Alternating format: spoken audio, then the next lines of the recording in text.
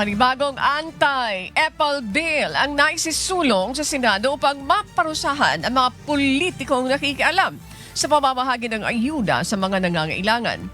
Ito ang plano ni Senator Erwin Tulfo upang pigilan umanong mapolitika ang perang dapat ay pinakikinabangan ng publiko, lalo na kung gagamitin sa gamutan o iba pa ang kritikal na sitwasyon.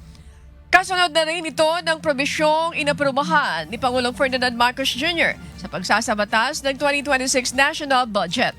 Ayon kay Senator Tulfo, hindi lang dapat ito itinakda tuwing inaaprubahan ang pambansang pondo kada taon, kundi dapat itong i-institutionalize. I will file a law or a bill soon para ika nga matigil na yan na talagang walang politiko at diretso na.